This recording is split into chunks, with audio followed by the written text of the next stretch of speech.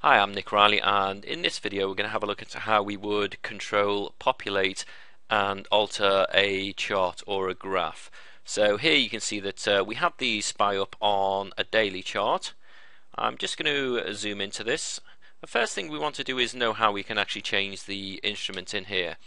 So as you're directly clicked on it, and we'll look just up to the top here where we can see the SPY. We will change this to X for XOM, and it's literally a case of typing X in and then hitting the return button, and now you can see that we've changed the actual chart itself. In terms of what we actually see here, then we have a few control buttons up at the top of the menu. This is to expand and contract the graph. We also see that by clicking this button here, you can actually draw out the data to the historical maximum. If I want to draw a line, I would simply click on this, and you'll see that we can draw a line in, which we can then manipulate by simply clicking on it and moving up and down. Once you've found the level you want to have this line at, then you can simply click off the line and then click on the background, and that will actually set the graph line.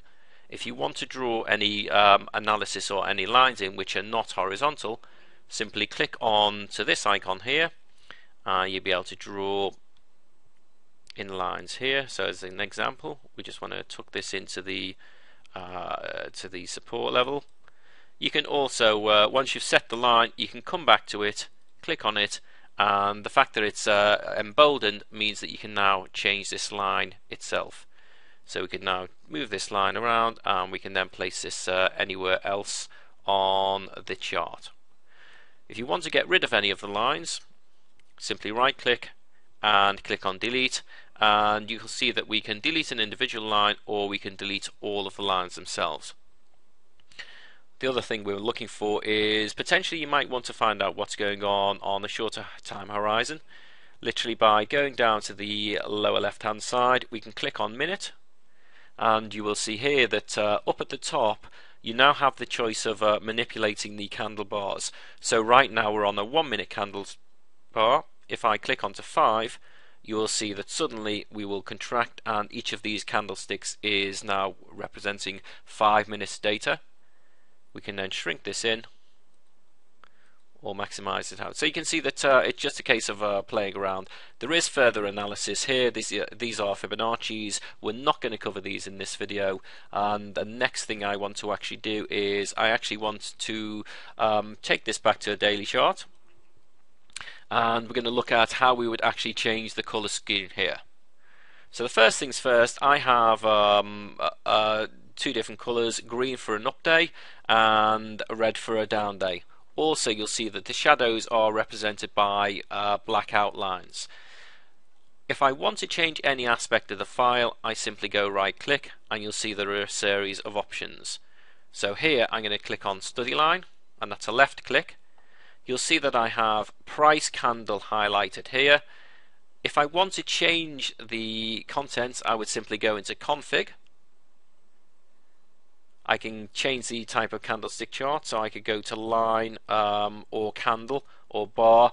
Candle as opposed to candle plus simply means that that you would have a graph which has the outline which would not be in black. So as an example, if I click this, I may also elect to change the color. In this case I'm not going to, but once I've changed the things I'm looking to change, click OK.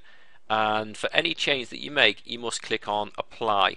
So you can see in the background now that I've changed the candlesticks so that the shadows are in exactly the same color as the actual bodies of the candlesticks themselves. So if I'm happy with that, clicked on apply, and I now click on OK. So that gives you an idea how we start to control the actual graph themselves. The other thing you might want to do is, if you're looking at screens all the time, you might want a background which is not necessarily white. So again, right click. I go to setting. I want now to go to colors, and you can see that these are the background colors that I have. In this case, white. I also have grid lines and label and moving average. If I click on background, let's say as an example I want black, I'll click onto black, OK. And once I'm happy with my color scheme choice, click on OK. So now you can see that I've got a completely different style of template. If you're happy with this template, simply right click. In setting again, you would go to save setting. This will save it on your local drive, and we can now click on here and we'll just say default. Click on save. The result of this is that if I want to change my graphs around, all I do is right click, go to setting, load setting, and I can go default black, or if I want to get the white chart back, double click on that and I return to the original chart. So that gives you an idea of how you start performing analysis here. And the other thing I want to do in this video is introduce you to the idea of applying different forms of analysis. Right click again, study line, and as you will have seen before, we have various number of studies available. Let's say I want to apply moving averages. I simply click on moving averages, send this over to the selected studies, and because I actually want to change moving averages as opposed to price candle, I have to highlight it. Now I would go to config, make the changes I want to make, in this case exponential, 50 period EMA, I'm happy with the color blue, click on OK, and once again I apply, and you'll see in the background that we now have the 50 period EMA. You'll also see up here that we have the 50 period EMA. If I'm happy with that, I can click on it, and remember also that I can actually also save the graph as well as my default. The only other thing I want to demonstrate in this video is that you see at the bottom we have a different form of analysis. In this case it's volume. I can manipulate the size of the chart here, but the other thing is if I want to add a form of analysis, all I would do is right click, and I'm talking about analysis that would require a separate box. Click on rect, click on add, and you'll see that I now have a new empty container box. By right clicking, I can actually review this and decide to put it in a different area. So move down. I'm now in a position where I can actually attach a different form of analysis. I'll click on study line, and here I'm just going to choose RSIs. I'll configure them. Yellow is a little bit pale, so we can change this over, and let's change this to a nice blue. Click on OK. Again, I'm happy with the color. Click on apply, and now behind me, behind the box, if I click on OK, you can see RSIs appearing, and you have the ability to resize these, so you still have the graph as the main portion, and you have your analysis tucked down to the bottom, which you can then alter.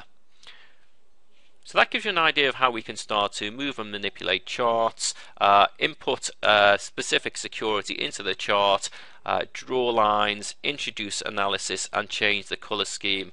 And just to top off, if we do want to keep these forms of analysis, however change the security, all we would do is, by making sure we're on the graph itself, we can type directly into the box, and you can see up in the corner SPY,